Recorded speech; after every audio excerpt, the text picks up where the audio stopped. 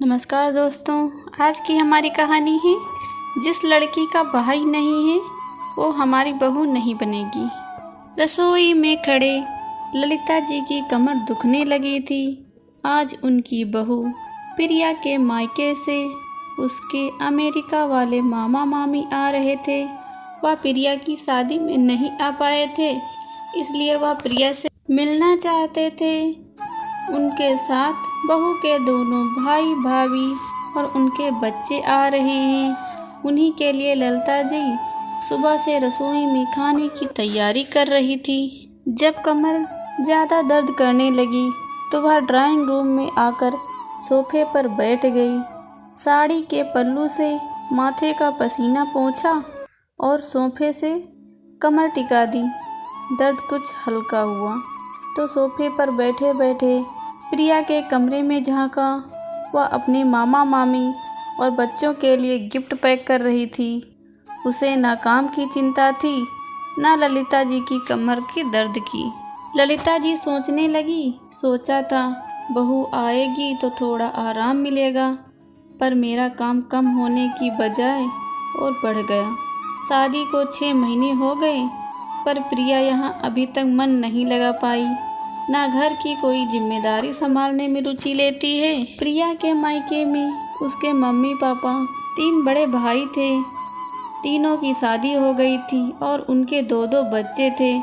शादी के बाद से उनके आने जाने का सिलसिला लगातार चल रहा था। कभी किसी का जन्मदिन, कभी किसी की सालगिरह, कभी भाभी के साथ शॉपिंग, कभी कोई विदेश से आ रहा है तो कभी कोई विदेश जा रहा होता है। प्रिया के मायके वालों के आने पर ललिता जी को कोई ऐतराज नहीं था। बस वह चाहती थी कि प्रिया घर और घर वालों के प्रति अपनी जिम्मेदारियां भी समझे। कई बार उन्होंने प्रिया को समझाया, पर उस पर ललिता जी को अपनी बातों का कोई असर होता दिखाई नहीं दे रहा था। वह अपने मन की बात कहे भी तो किससे। आखिर उन्होंने कितनी लड़कियां ना पसंद करके अपने बेटे व्योम के लिए प्रिया को पसंद किया था। उन्हें बड़ा चाव था कि उनकी बहू सुंदर होने के साथ साथ भरे पूरे घर की हो। शाम को ललिता जी के ड्राइंग रूम में 10-12 लोग बैठे थे। उन सभी के बीच प्रिया मेहमान की तरह बेफिक्री से बातें करने में मस्त थी। ललिता जी ने प्रिया को रसोई में बुलाया। प्रिया, सबके लिए चाय बना दो, तब तक मैं पकोड़े बना देती हूँ। प्रिया बोली, मम्मी जी, मेरे घर वाले मुझसे मिलने आए हैं और आप मुझे चाय बनाने को कह रही हो। कितनी बार आपको कहा एक खाना बनाने वाली रख लेते हैं, पर आप मानती ही नहीं। इतना सब बोलने से अच्छा होगा कि तुम अभी कुछ मदद करो, ललिता जी ने नाराज़ होते हुए बोला। ललिता जी को गुस्सा होते देख प्रिया चुपचाप चाय बनाने लगी। चाय पकौड़ा ले जाकर प्रिया फिर बैठ गई। ललिता जी रसोई में अकेली रह गई। उन्होंने शांत होकर काम करना ही उचित समझा। मेहमानों के जाने के बाद सब सोने चले गए और ललिता जी अकेली रसोई संभालने लगी। ललिता जी की परेशानी मोहन जी समझते थे, लेकिन क्या कर सकते थे। एक दिन ललिता जी को उदास देखकर उन्होंने कहा, ललिता, तुम कुछ दिन अपनी बहन के घर चली जाओ, तुम्हारा मन बहल जाएगा। ललिता जी को मोहन जी का सुझाव अच्छा लगा। उनकी बहन सुमन 14-15 किलोमीटर की दूरी पर रहती थी। ललिता जी सुमन के घर पहुंची तो देखा वह बिस्तर पर लेटी हैं। उनके पैर पर प्लास्टर लगा हुआ है और पास में बैठी एक लड़की उन्हें दवाई खिला रही है। ललिता नाराज़गी जताते हुए बोली, तूने मुझे क्यों नहीं बताया? मैं आ जाती तेरी देखभाल करने। रमन जी ने भी नहीं बताया।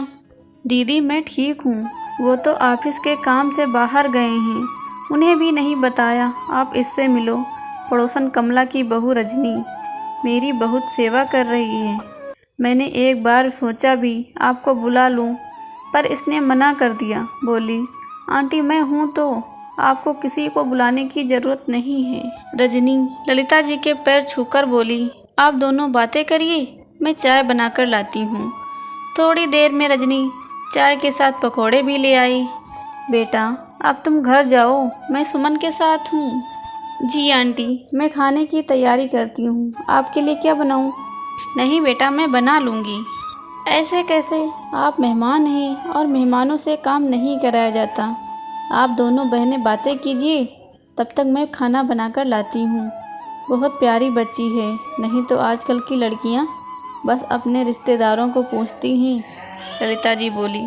अरे दीदी, ये वही लड़की है जिसकी फ़ोटो मैंने व्योम के लिए मंगवाई थी, पर इसका कोई भाई नहीं था, 2 बहनें थी, इसलिए आपने फ़ोटो भी नहीं देखी।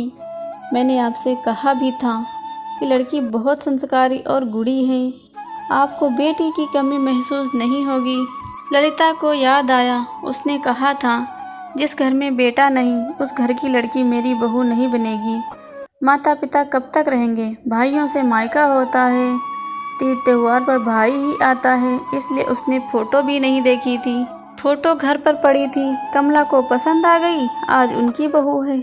सच में बहुत गुणी है, अपने घर के साथ हमारा भी ध्यान रखती है, सुमन बोली। ललिता को अपनी गलती का एहसास हो रहा था। लड़की के गुणों को अनदेखा कर उसके भाई न होने के दकियानूसी विचार को तवज्जो देकर रजनी की फ़ोटो तक न देखना, अपनी गलती सोचकर वह खुद पर ही शर्मिंदा हो रही थी। पर अब क्या किया जा सकता है जब चिड़िया चुग गई खेत।